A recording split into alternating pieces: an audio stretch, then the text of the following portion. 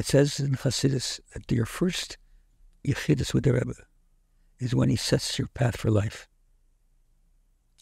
So, you never think about it because you're a lot younger and so forth. Then you think, which Yechidus? The one that I was really mature and I knew what I was doing and asking questions when I was a kid, when I went in after Bar Mitzvah?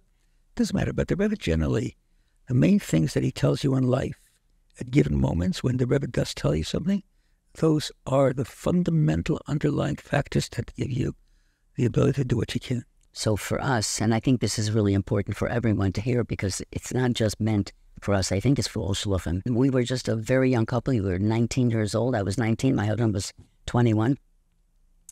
And we went in for that first audience, which was, it was going to be the deciding factor of what we're going to do with the rest of our lives. I've said this before, but I think it's important. My mother was of the opinion, my maternal grandparents were shluchim of the previous Rebbe in Russia and then in France. They were in France for many years. When the entire family left, my grandparents stayed. And when they wanted to leave, when they were getting a little bit older, they asked for permission from the previous Rebbe if they could now live either in Israel, where they had a son, or Brooklyn, where they had two daughters. And the Rebbe said, if you leave, it'll be a Rahmanis on the Parisian jury. So they couldn't leave. They wouldn't leave until my grandfather got ill, and then they moved to Israel. So when we went into Yefidus, I knew I knew what that meant. I mean, it meant shlichus and going out as an emissary couple, and it meant that it's a one-way ticket, and it was a very serious moment. And although I wanted to do this all my life, I mean, I think I was hardwired to be a shlucha from everything that I learned at home, the hospitality that my parents lived, their lifestyle. Anyway, so my mother said to me, but whatever's on your heart, and you feel like you want to share with the Rebbe, this is the time. This is a very important moment in your life.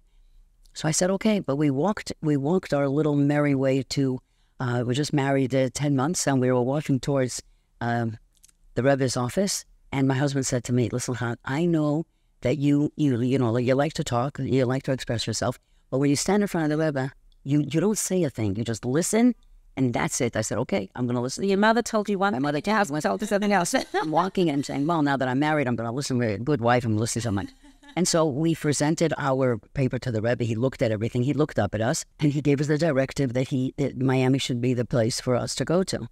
Now, I lost it. It just hit me suddenly, and out it came without my realizing what I was doing. And I said to the Rebbe, almost pretty much exactly what I'm going to tell you. I've rehearsed it in my mind many times. Like, I want to go. I was talking for myself. My husband, there was not even a question. He was standing there. He was white.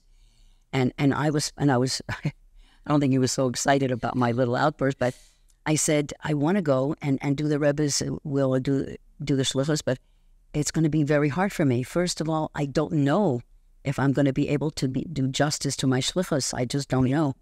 And second of all, it's going to be very hard for me to leave this place. I loved living where I lived. I loved my life. In Crown Heights. In Crown Heights. I was happy at school. I was happy at home. I was happy with my friends. And it was a whole new, entirely new world that would open up.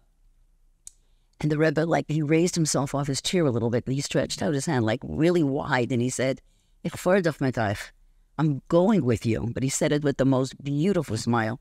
And then he added something very important. He said, Aber soll sein besimcha, but it must be with joy. And that's really what kind of added another line to that. He says, because this was, to me, that was a pièce de résistance. Yes. Because the Rebbe said, Sein mit besimcha, weil eben nicht, was darf mir mitnehmen.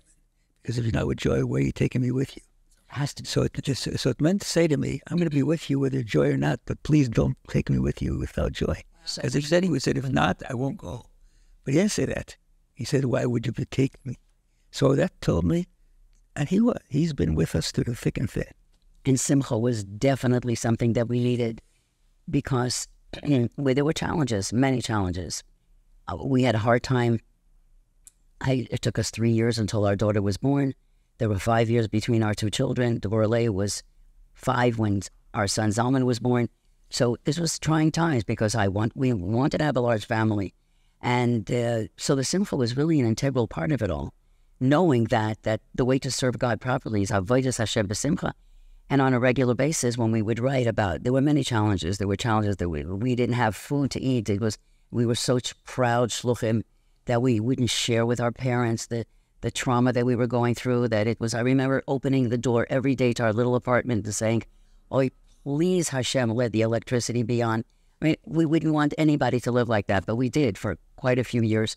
But we remember that what the Rebbe would answer, and when we would write whatever it was, he gave us beautiful blessings, but every letter always ended with either serve God with joy, or avodas Hashem b'simcha, or ivdu, you shall serve God with joy.